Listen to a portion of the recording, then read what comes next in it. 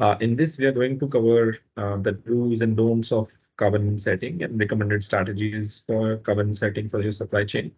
And then we are going to give you a short demo of our platform, including LC assessment and hotspot analysis. Uh, so let me first introduce you the Green Story. Green Story is a leading sustainability intelligence platform exclusively crafted for fashion industry. It is anchored in data excellence and empowered by a team of experts. Green Story drives sustainability in transformation by delivering precise insights into a product's environmental footprint. Our tools masterfully manage and offer transparency in supply chain, and our communication modules infuse sustainability data right into the buyer's journey, crafting authentic stories for consumers, coupled with a trusted marketplace for impactful environmental offsets and stringent compliance tools. Green Story adaptively turns the intricate challenges of sustainability into scalable, credible, and data-backed solutions. This enables manufacturers and brands in the fashion space to transform into leaders in sustainability, including supply chain operational mastery, build credibility, and future-proof their green claims. We are a team of 50 people in 4 countries, Canada, Netherlands, India, and Hong Kong, and have worked with close to about more than 200 fashion brands and manufacturers over the last 8 years. And today I'm going to first introduce our speaker, Dr. Muthu.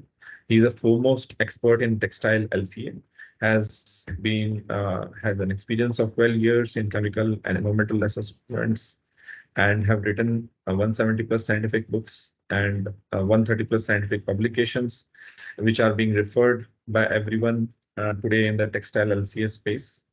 And he has visited more than 100 factories in different countries where he have collected primary data, and currently leading our LCA team. To give you an idea, like we are constantly working on building proprietary data, Green Story data sets, on-site data invalidation, and high level of verification of suppliers, where our team verifies the documents and all the data provided by suppliers. I'll hand it over to Dr. Muthu, who is going to talk more about insetting. Yeah, please go ahead. Thank you very much. Thank you, Devendra. Good morning, good afternoon, good evening, everyone, wherever you may be.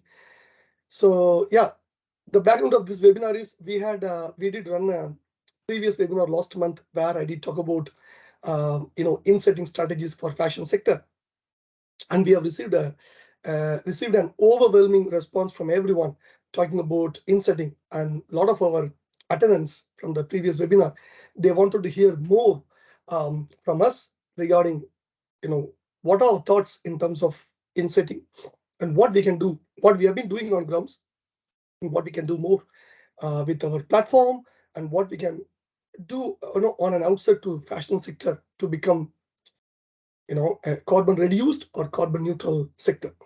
So that's the background. Once again, I wish to thank all of our attendees for an overwhelming response, and that has given us a seed for this webinar. And let's get into the topic of today. So today I'm going to focus mainly upon insetting. So carbon insetting in fashion sector. Instead of giving a lot of definitions from theoretical background, I'm going to share my practical insights. I've been working in this field since 2008, since my PhD days. Then 2011 onwards, I've started working on grounds. I've seen various phases and facets of carbon footprint measurement reduction when it comes to insetting and offsetting. So you can count more than decades of experience in various interventions when it comes to supply textiles and clothing supply chain. So I just want to share my thoughts.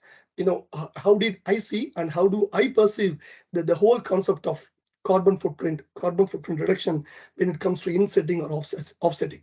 So this webinar I perceive as just a kind of experience sharing from my side. And absolutely, if you have any questions or if you ponder over anything differently, I'll be very happy to discuss that as well. So before we get into the crux of today's topic, I want to just go over some of the basic definitions. Let's begin with supply chain assessment. So this is something you all, I'm sure, very well aware of what it is. So it is nothing but evaluating each of the activities in a company's value chain to understand where the opportunities for improvement, such as carbon footprint reductions, lie. So when you do a assessment, any assessment for that matter, it is very important and very imperative to understand where the reductions are going to happen and where are the opportunities lie for any sort of improvement. If you measure for carbon footprint, where the carbon footprint reductions lie, or if you measure for water footprint, again, where these reductions for water footprint lie. Sorry, there is someone raising his hand. Diana or someone, sorry. Can I help you with anything?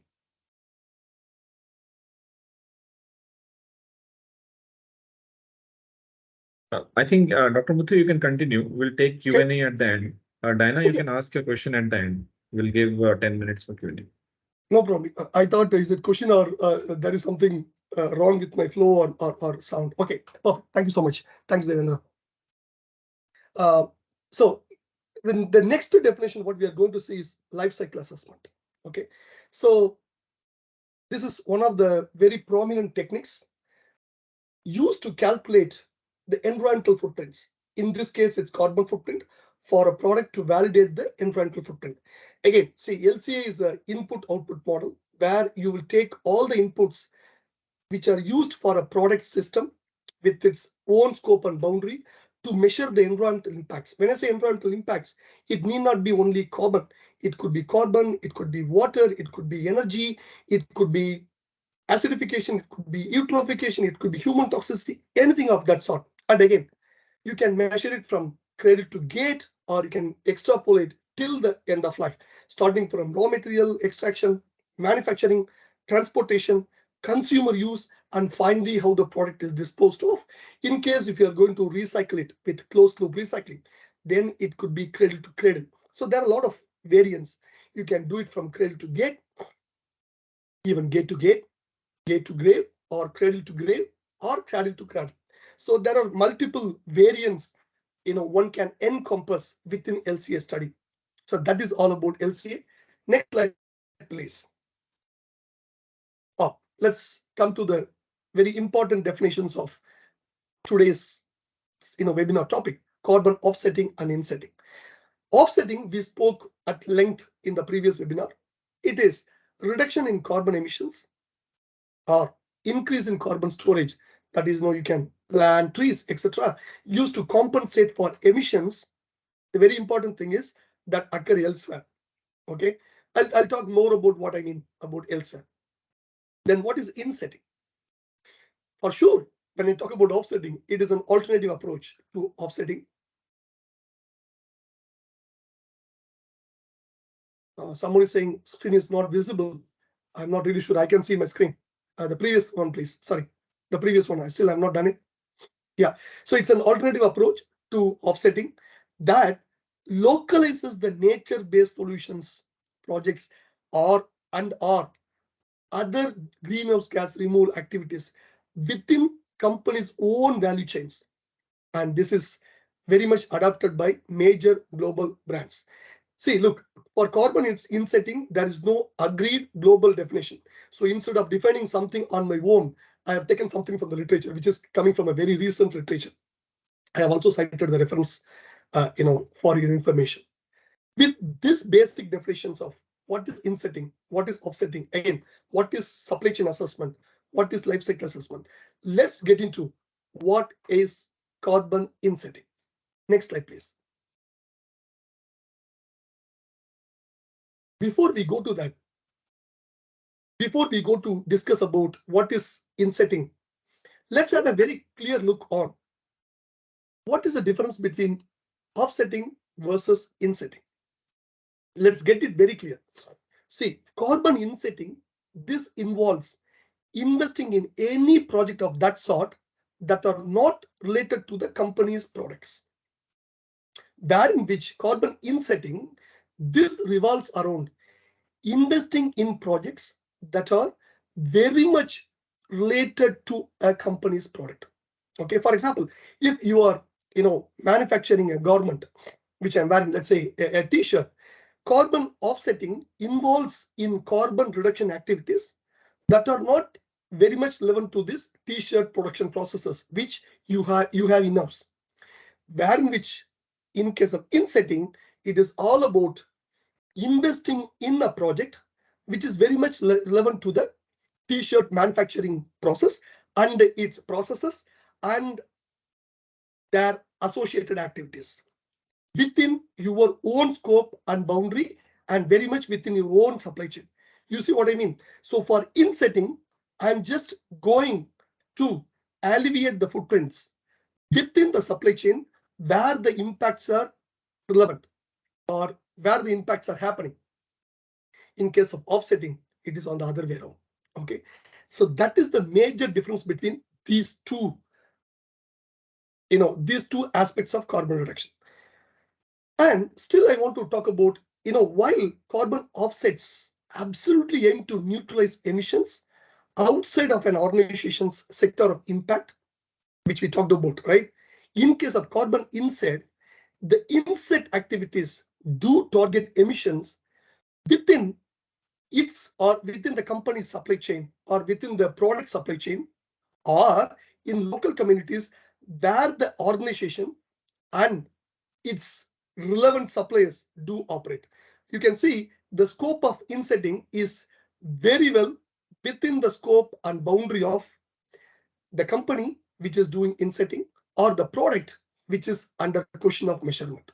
So we don't move beyond the scope or beyond the boundary of what is being measured or what is measured which is in question. This is what the basic difference between offsetting versus insetting.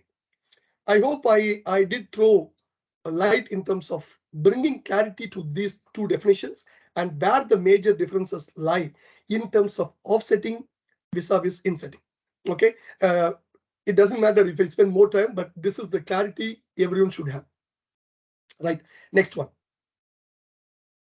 So now we are very clear what is offsetting, what is insetting. Now let's talk about what is insetting. So I want to bring a closer perspective to carbon insetting. Let's make it very clear. Okay, carbon insetting is all about to do better rather than doing less bad. So I'm very clearly defining terms. Okay, to do better rather than doing less bad. Okay, so carbon insetting gives us an opportunity to focus on a healthier, more regenerative reorganization of processes and technologies. Let's take an example. Okay, let's go back to the same t-shirt manufacturing, right? Starting from, it's a cotton t-shirt, by the way. So cotton manufacturing, fiber to ginning, spinning, it's a knitted one, right? T-shirt. So knitting, then it goes for, let's say, typical chemical processes, starting from, let's say,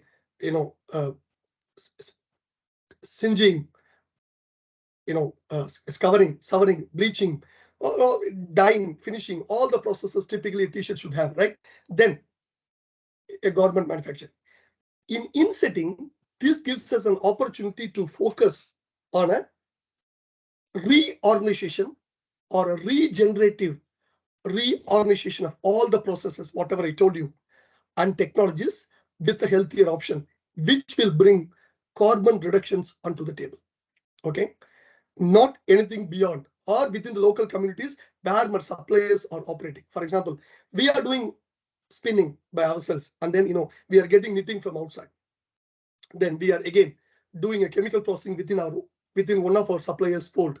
So insetting very well operates within the whole supply chain regions and the local communities where my suppliers are operating, right? So when I say my suppliers are operating, this also improves the livelihoods of indigenous communities and all the human beings along the supply chain as a result. So when I improve the entire supply chain, it is not only my product supply chain is improved, rather it will also improve the communities. When I say community, is the human beings which are also involved along with the supply chain. So you get a net result of everyone. So that is all about sustainability, environment, economy, and social. So it is a sustainable resultant of resultant of a sustainable action. Otherwise, if I just improve on the environmental side, it is a environmentally sustainable improvement. Or if I improve only upon social side, it is a socially sustainable action or reaction. But when I improve the entirety of three pillars, environment, economy, social, that means I am addressing the entire sustainability. That is where the major difference lies. When I say this, you can understand that sounds like it is creating positive impacts for communities, landscapes, and very importantly, the big picture ecosystems. Not only that, it is all about harmonizing the companies with nature. Okay, and again, green infrastructure and our operations instead of funding environmental protection elsewhere. So I told you, Insetting operates very much within the supply chain and its communities. So that means it involves greening the infrastructure, greening the entire operations instead of focusing your efforts, your resources, your money elsewhere. Okay, and I'm very confident to tell you that it's a long-term view that could potentially help all the industries for that matter become intrinsically sustainable. Okay, so that is very important. And very important take back from the whole discussion is it doesn't have to come at the expense of carbon offsets. So that's the key thing we have to really understand. Next slide, please. So you might ask, why insetting? So I just told you, most carbon management frameworks focus on acknowledging destructive practices and reducing or covering up the negative impacts. However, insets give us an opportunity to focus on a healthier, more regenerative reorganization of processes and technologies. I told you in the previous slide itself. So you can in short, insetting is all about operating within the supply chain. So you get the interventions by a company in or along their value chain that are designed to generate GHG emissions reductions or carbon removals, and at the same time creating positive impacts for communities, landscapes, and ecosystems, which I have discussed in the previous slide as well. So the whole insetting arrangement yields a clear boom, wherein which all the organizations which are involved in green insetting are encouraged to green their entire operations. So that says it all. And why insetting? The biggest reason lies here. From various studies, I think I would have, I very humbly have to mention that I would have come across hundreds of studies. With all the studies, one can clearly understand that 90% of a company's climate impact originates from its supply chain. That's very clear. So, however, you can, like people in textile and clothing sector, we will absolutely argue that, sir, we don't have our own operations. Like many businesses do not operate their own production facilities. It's very common. It's a typical fate that, most of the textile operations often outsource their production. So wherein which when we outsource, we do have a limited control or knowledge of the emissions produced within the supply chain. So this is quite common and it's quite understandable. This has to be acknowledged. So this is very well taken. But having insetting in place, insetting, as I told you, this takes place by working with various stakeholders within the value chain to identify emission reduction opportunities rather than taking a reactive stance post pollution through financial means. So this is the real difference. And when you have this analogy, it doesn't matter. Even you have, you have your outsourced supply chain operations, or you have job orders, or you work with multiple interventions from your supply chain, where most of the interventions you don't have a control or knowledge of the emissions produced within the supply chain. It doesn't matter. So this is what the key takeaway is all about in terms of this part. Next slide, please.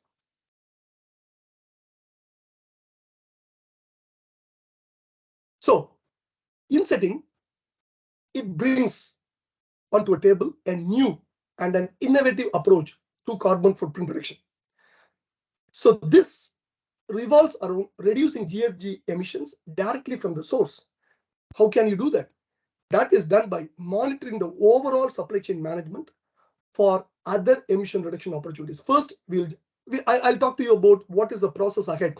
How can you start measuring and monitoring, right? So in terms of Insetting, other than using alternative materials or modifying manufacturing processes, a new and innovative approach to carbon footprint reduction is called carbon Insetting, wherein which this focuses on reducing GHG emissions directly from the source and monitoring the overall supply chain management for other emission reduction opportunities.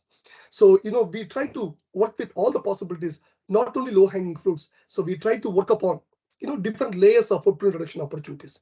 And here, Insetting, on the other hand, takes place by working with various stakeholders within the value chain to identify emission reduction opportunities rather than taking a reactive stance post pollution through financial means, as I told you in the previous slide. This concept absolutely fosters more than just a collaborative carbon footprint reduction. As you can see, it encourages stakeholders of various sort to build a more resilient supply chain that is more sustainable and provides greater benefits for the surrounding communities. So with all this, you can understand Insetting is the need of the hour for the fashion and textile supply chain. Next slide, please.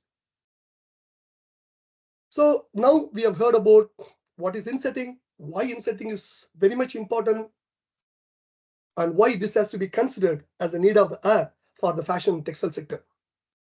Having discussed about all this, now let's get to the second topic, which is carbon reduction. So here I'm going to talk about what are the current trends in fashion sector when it comes to carbon reduction, be it offsetting, be it Insetting, right? What are the current trends and where the major gaps are lying? Next slide, please. Okay, before we get into this, let's get into some stats. Okay, based on various studies starting from 2015 to till yesterday, right? The fashion industry accounts for generally around 4 to 5% of global emissions, for sure.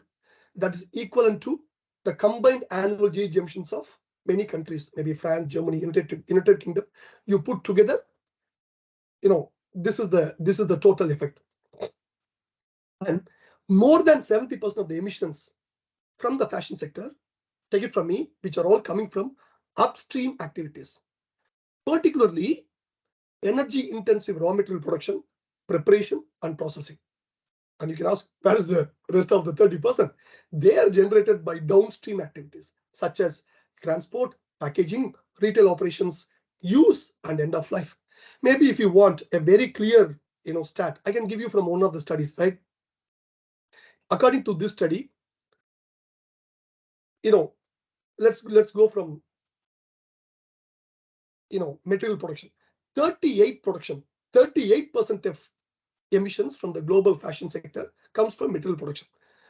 Then 8% from yarn preparation, 6% fabric preparation, 15% wet processes, 4% cut, make, trim, 3% retail, around 3% you can say transport, 20% product use, 3% end of use. Just to give you a very clear statistics about where the major impacts lie. So now let's come back to this slide. You can see 70% of the fashion's carbon emissions do lie within upstream activities. 30% lie in downstream operations, retail, use, and end of life. When I talk to you, like I'm sure you must be, thinking about the tiers. Yeah, so there is no global definition of tiers, right? Every brand has its own definition of how to define tiers. Let's take one example. Let's say tier 1. Let's say it's your product assembly. Tier 2, it's your material production, right? Starting from fiber, yarn, fabric, right? And the finished fabric. Tier 3, it's your raw material processing. And tier 4, that's your raw material extraction.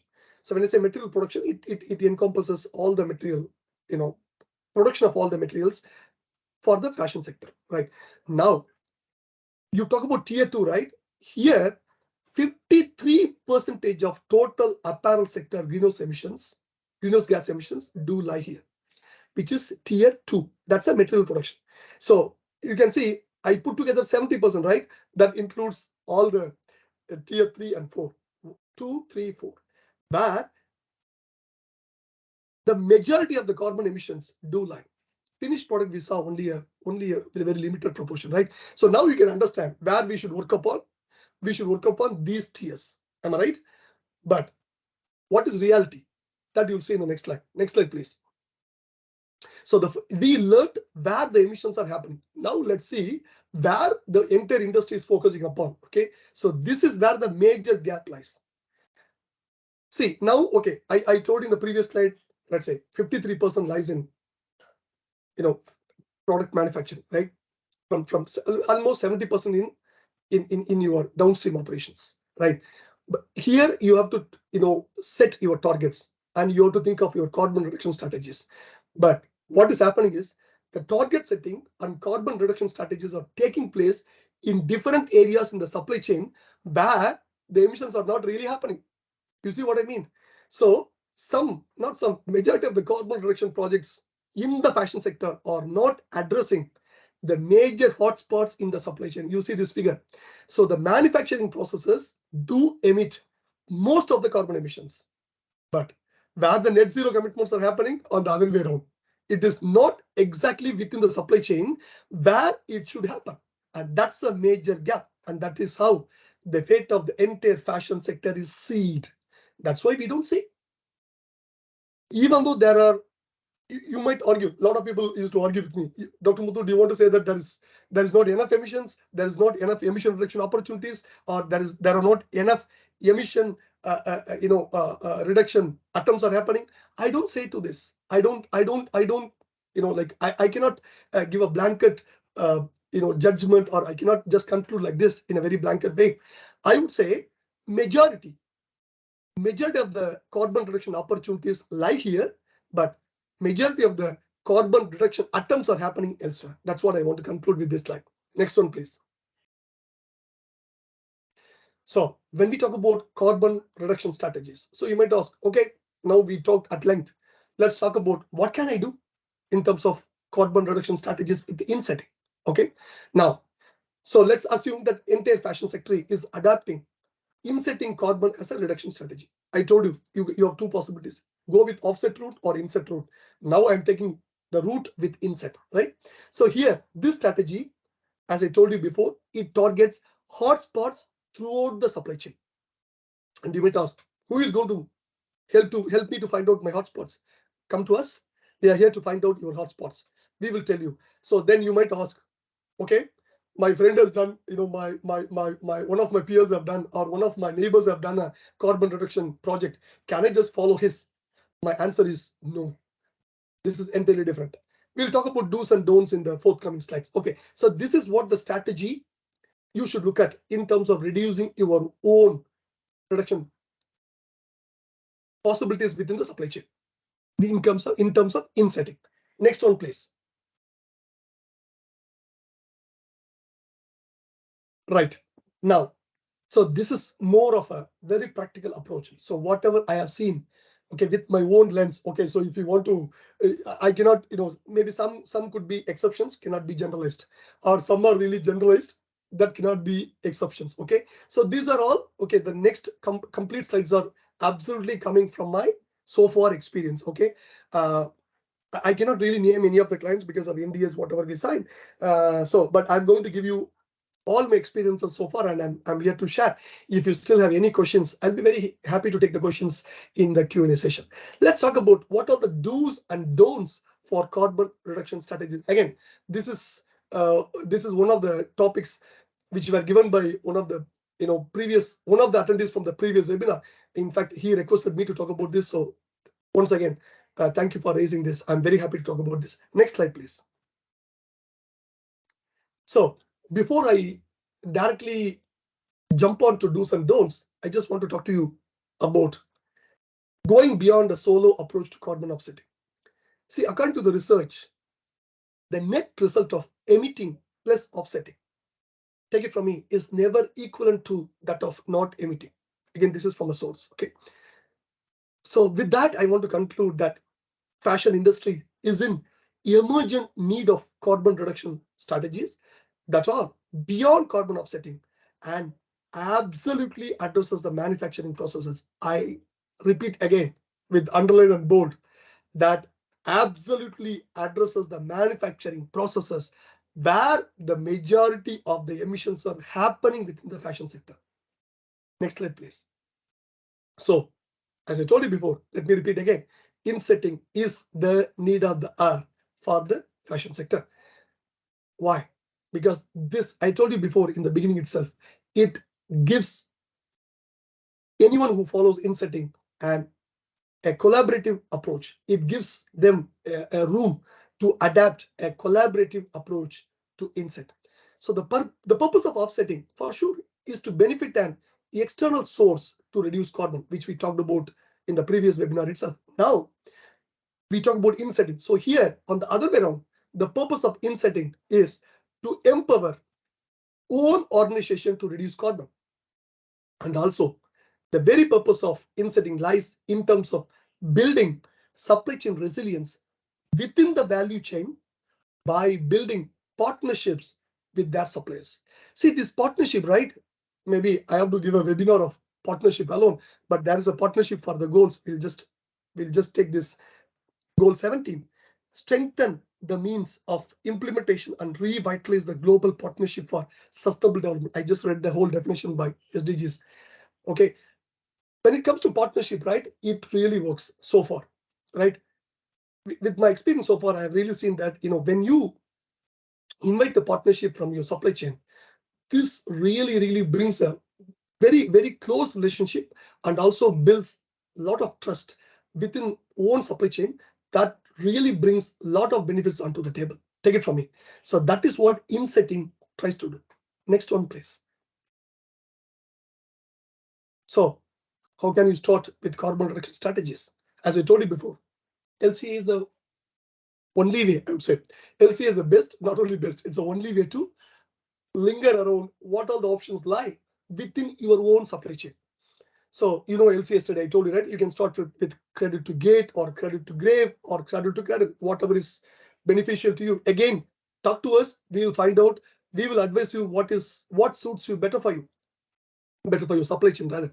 So with that LCA study, we will try to quantify the carbon footprint or CO2 emissions or CO2 equivalents emissions per product for carbon offset or inset. We'll try to find out. In other words, let's assume that you are a fabric mill manufacturer. Okay, you are manufacturing, let's say, denim, and your operations are very much well within fabric manufacturing. That's woven denim. So we just come to your factory. Within your operations, for example, you are taking fiber from elsewhere and you are spinning and you are weaving and you are doing all the processes to make a finished denim. So within that operations, within your own operations, we'll try to incorporate what all the inputs, what all the outputs. We'll try to take into a LCI format, life cycle inventory format. I don't want to give more jargons. Maybe in one of the forthcoming webinars, I'll talk to you about how can you administer or how can you conduct a LCA study. Or few examples of various industries. We'll take some examples of different industries and we'll talk about how LCS can be done at scale, right? So again, coming back to this denim thing, right? So we will try to take all the inputs from your own supply chain and we will incorporate a LCS study based on ISO 14040 standard, and we try to measure your carbon footprint. So as a result of this LCS study, we'll come to you with what is the carbon footprint per kilogram of your denim. Let's say 15 kilogram CO2 equivalents per kilogram of product. Now what next? Within that, we will try to identify the intervention points for a carbon inset potential throughout the supply chain. So we'll try to find out of 15, let's say 8 kilograms CO2e comes from this process, 2 comes from this, 1 comes from this, and rest of the 1 comes from this. Like this, we will try to segregate. Again, if you want that 8, we'll further make a deep dive. My colleague Devendra will showcase you an example with the demo of our tool, how you can find out where the major hotspots lie. So with that, it's very clear to you, and then you can absolutely tell us, okay, Dr. Muthu, no, I think this is great. Maybe can you also add my chemical manufacturer? So we have a very good relation with him. He's a long-standing partner. Can you also please include his? Absolutely, we can. And you can also say that, okay, maybe this supplier where I'm getting my printing from, or where it's a denim thing, no printing, for example. So it's a typical supplier where he does only one process that may not be required for all my processes, all my orders. Maybe we can exclude. So this kind of collaborative approach, right? End of the day, it has to really bring real, very much required benefits onto the table. So this is what we try to do with LCA Lens, right? So this is how results of LCA can be used to set the strategies for insetting. Next one, please. So now we have got all the intervention points. You have your study, you have your strategies, right? What next? Here comes what are the do's and don'ts, right? Wish to kindly remind, insetting is one of many climate protection measures which companies can choose to implement within the scope of climate management.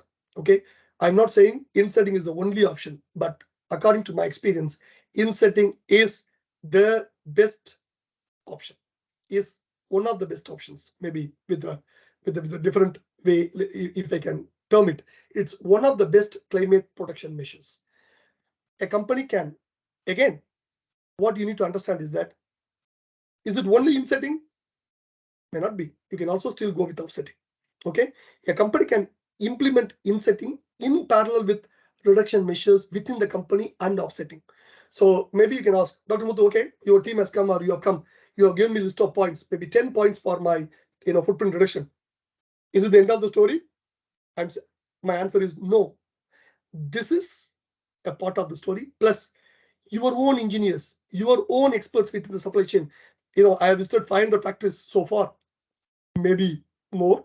So around 500 factories, I would say, across the globe. So where I have really, spoken to industry experts on grounds, they bring a lot of fantastic and fabulous ideas. And I used to tell them, okay, what I'm telling you is from my models, resultant of my models, plus my own experience. So, but your own experts, they know they know your supply chain much better than anyone else. So please also listen to them. It's very important. So so let's assume that I'm giving you a clear report of what could be your intervention points, plus your own experts points. Plus you might also invest in, or you might have also invested in some offsets. You don't stop. So what I'm saying is, neither offset alone nor inset alone will bring the real required reduction possibilities.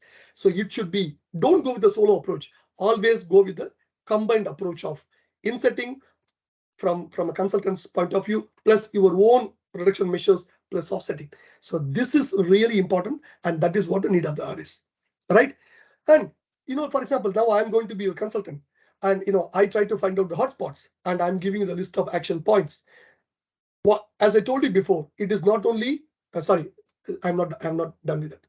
So not only from my point of observations, it should be a joint effort. So you can also tell us, this is very important that you need to include. Maybe this is not that important, or maybe this supplier is not my strategic supplier. So it's a joint effort, because we don't know your supply chain. Of course, we bring a industry experience of 20 years plus, plus like 15 years of LC experience on board with all these factory level experiences. But you know your supply chain more than us. So please bring your experiences, your connotations, your recommendations, your reservations as well. So it's a collaborative approach. We'll bring it. Plus, your own measures, your own reduction possibilities, which you have already tried with. So it's all about joint effort. And again, it is also about PDCA cycle. Plan, do, check, act. So when I give you a list, let's say 15 possibilities of reducing your footprint within the supply chain. It is not only that it is not that all these 15 will work for sure. Maybe you try with 3, then it's like a plan. We have planned for these 3. Let's implement. Check all these 3 are really yielding the required results and act. If not, go back to the same cycle, PDCA, plan, do, check, act. So that is how it should be. So don't go with, like just a single approach or just one-sided approach. It is always beneficial to have a PDCA cycle with multiple options ahead. Then what I have seen from the industry is not time-bound actions. Okay, I come to a factory, I give you a report, and I don't define the deadlines. Generally, I ask people, can you please tell me when can you do that? They'll say, we will let you know. This will not work. It should be a time-bound actions. So in those circumstances, I have to start defining. Okay, sorry, you have to do it within 3 months span. And for sure, with my experience, this recommendation is what I'm going to give. That's going to come with 3 months. The reason why I'm not giving 3 months is that, with a keen interest to know, maybe you can finish it before 3 months. Okay, so if that is the case, I'll be very happy to accept this. That's why the time-bound actions. Then targeted suppliers. Don't work with all your suppliers. Okay, first begin with targeted suppliers, maybe within your supply chain. Maybe work with few suppliers where you can really leverage all the controls. Then if that works, great. Just unfold the whole thing for your entire supply chain. And many factories, many brands I have seen, they failed abruptly, rather, because they started working with the entire supply chain. That doesn't work in reality. Right, these are some of the don'ts, again, from my practical experience so far. Next, very importantly, don'ts. Okay, please do work with planned efforts from hotspots, and again, one at a time. Don't go for everything at one shot. That's not going to get you anything. Okay, and very importantly, when you work with your strategy reduction plan, do not stretch beyond your scope and boundary. I have seen many such reduction possibilities did fail of this point. Within, they try to stretch beyond their scope, beyond their boundary. That will not yield anything at all. Take it from me. So please don't do that. Next, as I told you before, not to start with the entire supply chain. If you have many supply chains, for example, a brand working with 3,000 products, you can't do with all 3,000 at one night. It's not going to be overnight show. You have to really have perseverance, patience. First, begin with few supply chains. See whether it works. If it works perfect, then go for the entirety of the supply chain. Last but not least, not to follow others. Everyone's question paper is different. Okay, so don't copy the example, answers from others. And as I told you, many people ask me, Dr. Muthu, my neighboring factory also done a government reduction project from X. Can I just copy this? No, their scope is different, their boundaries are different, their product is different, their entity is different from yours. So please don't try to copy others. Everyone's story is absolutely different. Okay, so these are all some of the don'ts. Next one, please. Okay, so I talked about the majority of today's webinar, what I plan to cover. Now, I just want to take a few minutes to talk about how an insetting approach looks like. We covered this in the previous webinar itself, but for the benefit of few attendees who have not attended the previous one, just for your benefit, just let's skim through very quickly. What is a typical insetting approach looks like? Next slide, please. This starts with a radical approach to inset carbon. First, map the entire supply chain from raw material to use and disposal, from credit to grade. Measure, as I told you, take LCA with ISO 14040 or ISO 14067 for product carbon footprint. Measure and communicate the impact savings of a carbon reduction project. First, find out what is a footprint, what is the reduction possibilities, and what is the saving. So you get the clarity of the entity of carbon measurement, reduction, and the benefits. Then, once you get this, try to materialize interventions such as, for example, some manufacturing happens within one place, fiber, chemical processing, garmenting, or vis-a-vis moving between different places. I told you before, intermittent processes. Replacing fossil fuel stock with biomass, which many people try to practice with. Install a carbon capture and storage system. Again, collaborate with your raw material farmers to implement regenerative practices. Nowadays, regenerative organic cotton is really getting a lot of attention. Maybe try with this. Metal is some interventions such as what I told you before. Next one, please. So it's a step-by-step approach. First, evaluate your own supply chain to identify. Why should you evaluate? To identify major problematic areas in terms of GHG reductions. And for sure, unsurprisingly, you will find out, or we will find out, energy is going to be the major hotspot.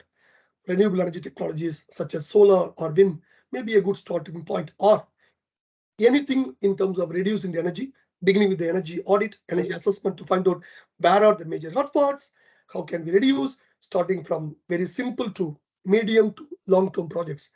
You can envision short, medium, long-term projects in terms of reducing all the hotspots, including energy. And people used to ask, okay, energy is fine, then what could be the other specific actions? That really depends. It depends on the product, depends on the project, depends on your specific supply chain, depends on what you want to reduce, depends on where the major hotspots lie. Sometimes next to energy, it could be packaging. It could be the, like maybe some sort of, let's say, one of the process parameters, let's say steam, or maybe energy is covered within the steam itself. Sorry, steam is covered within the energy. Maybe something like a transportation or anything else. Maybe one of the accelerators you buy from elsewhere. So it could be anything. So I cannot give you the exact factor. So it could be any factor depending on a lot of possibilities, what I told you, depending on the supply chain, depending on your product, depending on your scope, depending on your boundary, etc., etc. Right? Next one, please. So it's a step-by-step approach. So with that, I've come to conclusion of my first part, where I'm going to give you few recommendations to wrap up the first part. Next slide, please.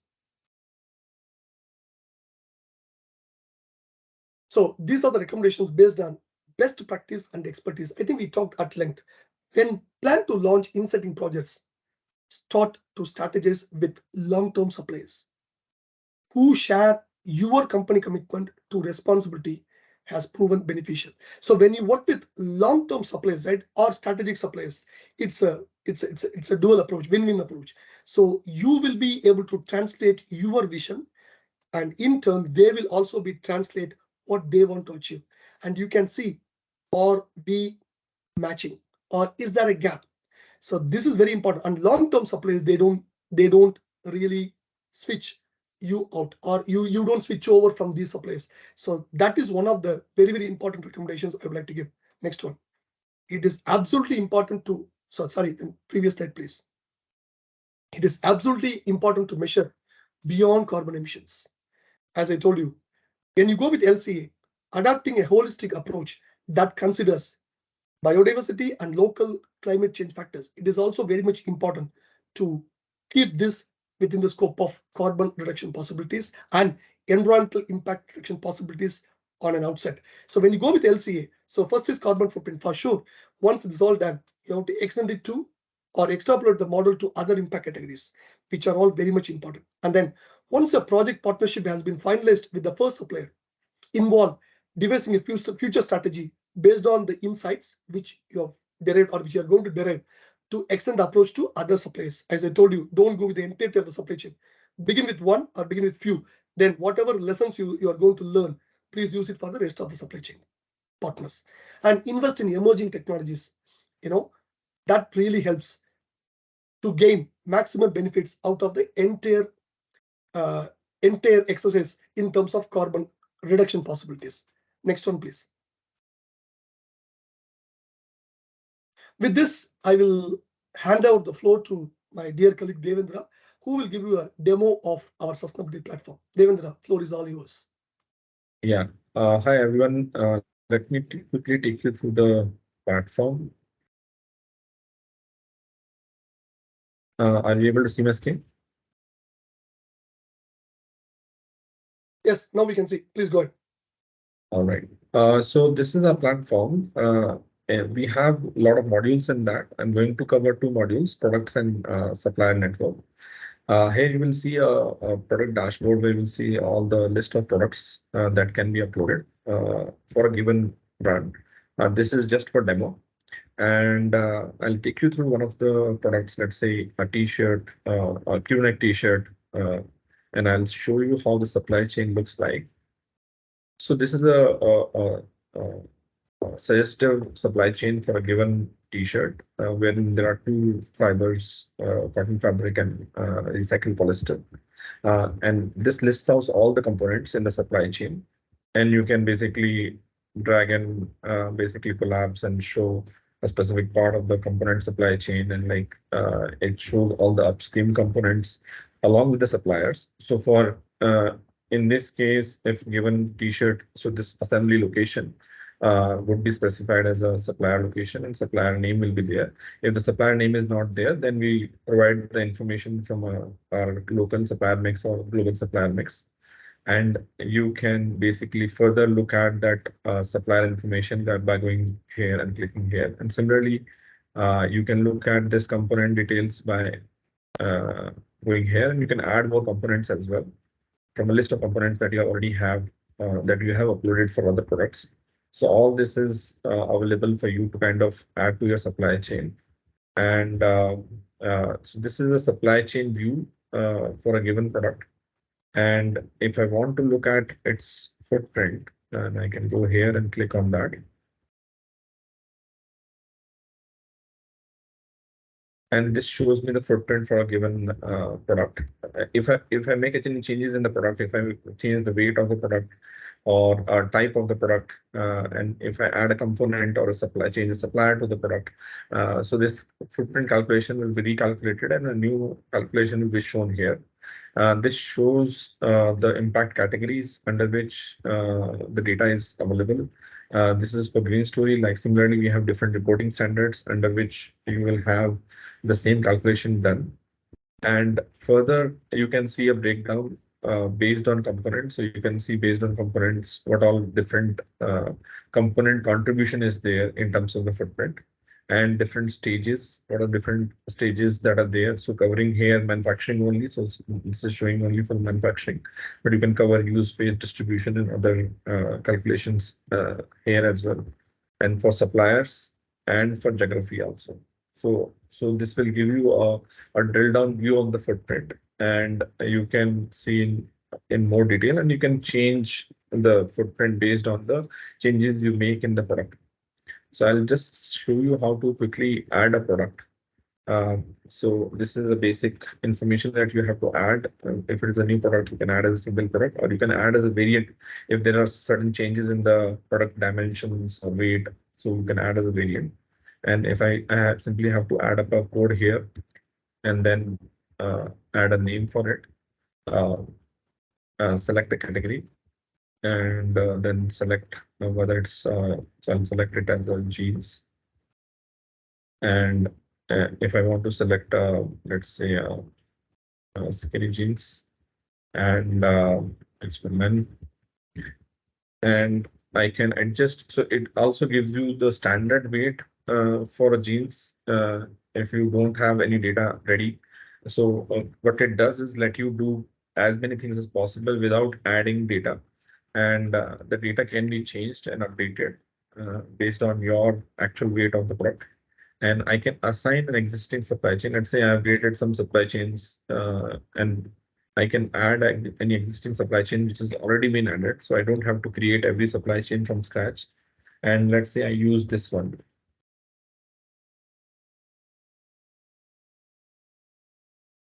So with that, I know that this is my supply chain. These are my components. I can add more components also. And here also I have a list of all the existing components that are there already added. So I can choose any component, any other component that I want to add to this supply chain.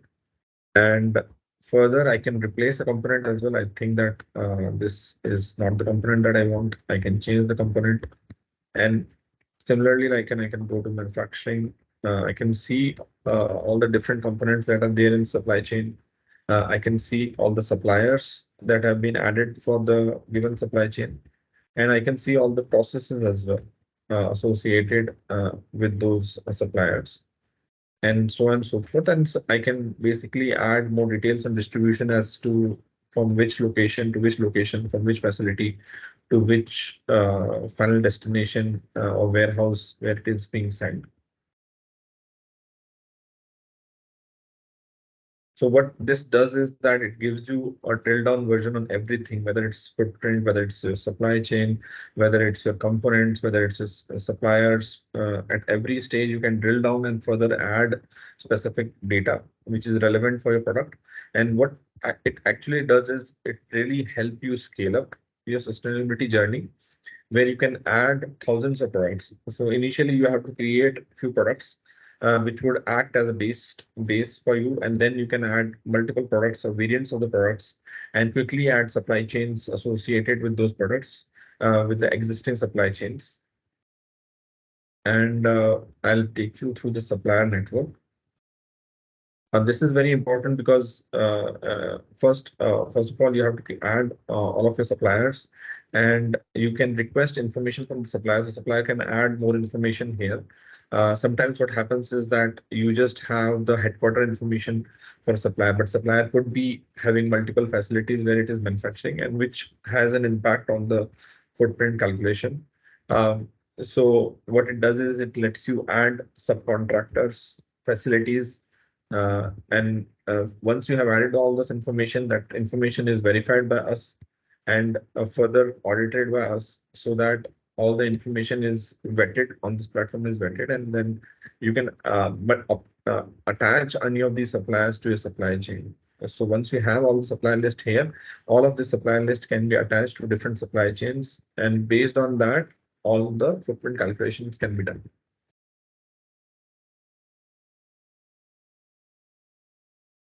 And let me take you through the hotspot analysis. Just sharing. Now, Gaurav can share the screen.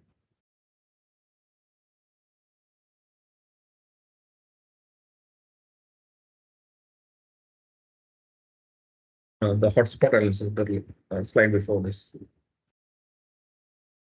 So like Dr. Muthu was mentioning about hotspot analysis and how hotspot analysis is important to analyze the supply chain and specific parts of the supply chain. We have a hotspot analysis built into the platform where you can see what is the impact of each stage on the overall footprint calculation, whether it's raw material, manufacturing, transportation, distribution, packaging, use phase, end of life. And you can choose at which area you need to work. And further, you can also establish a threshold saying that whichever has an impact more than 50% on the footprint, it will highlight those areas for you. And then you can further drill down in those areas. You can specifically, let us say, if you want to look at manufacturing, which has 60% contribution to the footprint, then you can further drill down into it and see all the components that go into it and what is the contribution of each component as well. And further, you can also look at processes which are contributing, which have the maximum contribution towards the footprint calculation. And then you can choose basically like based on contribution threshold, you can choose whether if it is above 15%, I want to work on those areas, then you can choose that as well. So there are multiple ways in which you can analyze the same data and come up with a much drilled down version where you want to focus in your supply chain. I'll hand it over to Dr. Muthu to take it forward. Thank you very much. Thank you, Devendra. That's amazing. So yeah, since the time is up, maybe let's run very quickly, maybe 1 or 2 minutes. So we have seen how our Green Stories innovative platform can help you to find out the hotspots, where in which the major reduction possibilities do lie. So as I told you, it's a relatively in concept. There are no official certifications and can only be verified by independent auditors. So absolutely you can reach out to us. We'll be happy to help you with. Carbon insetting will become an embedded practice to actively decarbonize the entire supply chain. Again, this will help you to find out the opportunities within your own supply chain. Thereby, you can make the entire supply chain completely a carbon reduced one to the maximum possible extent. And very importantly, it will also shift in consumer behavior to reduce carbon emissions, because consumers have to control the use. They have the complete control of use and end of life of the government phase, where we are also seeing the significant proportion of carbon emissions do lie. So this again promotes circular business models as well. With this, let's go to the let's come to the conclusion of webinar.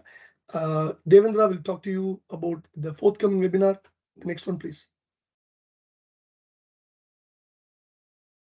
Next one, please. We may not have time for Q&A. So if you have any questions, please do reach out to me through my email, which I'll give you in the next slide. Devendra, you can just give a glimpse of what is going to be the next webinar. We'll walk you through the impact contribution module. We'll also tell you about some of the interesting projects which are vetted by us, which are credible projects in this space, which help with offsetting and insetting, and gives you a unique impact for each product sold. We are coming up with very interesting projects, and like we'll share those projects in the upcoming webinar. And yeah, and Amazing. then we can have a few questions if we have right now. Thank you very much. Thank you, Devendra. Next slide, please. So if you have questions right now, please, we can ask. Maybe I'll take one question, maybe 1 minute. If not, absolutely, you can do reach out to us through our emails. My email is given and Devendra's email is given. You are most welcome to reach out to us at any point of time. If you need any support in terms of, doing a carbon footprint project or LCA project to find out where the major impacts lie, and should you need a support in terms of insetting strategies, we'll be very happy to support. Please do reach out to us. Thank you very much.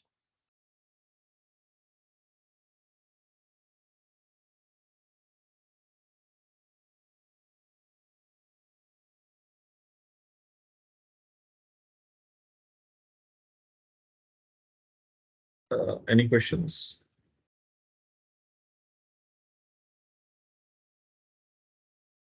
Okay, since the time is up, if not, sorry, yeah. Does insetting requires lot of involvement of suppliers? Okay, that's a great question. It really depends. For example, within your own supply chain fold, right? How many number of suppliers are involved? So again, you can think of working with strategic suppliers alone first. Then you can like unfold the whole thing to the rest of the suppliers. This is the best way to go about it. In case if you want, if your supply chain itself is very small, only you have only just two suppliers, then absolutely you can involve both suppliers and to see how it is. So this is the answer. That is a direct answer. It really depends upon your supply chain and how many number of suppliers, and again collaboration and your relation with your suppliers. Some could be long term, some could be really short term, some could be medium term. So it all depends on various factors. And as I mentioned to you before, it's with the joint effort we can find out how many number of suppliers can be involved with, and what is the net result we are trying to envision. Based on this, we'll be able to figure out how many number of suppliers are going to be involved in a carbon insetting project. Thank you so much. Thank you. So if there are any further questions, please do reach out to us. I'll be very happy to stay back, but since the time is up, and I'm sure many will have back-to-back meetings already. We already ran over time. So thank you so much for your great support. We look forward to see you again in the forthcoming webinar. Any questions, please do reach out to us. We'll be very happy to support. Thank you so much. Wish you all a great day ahead. Thank you. Thank you. Thank you, everyone. Thank you, everyone. Thank you.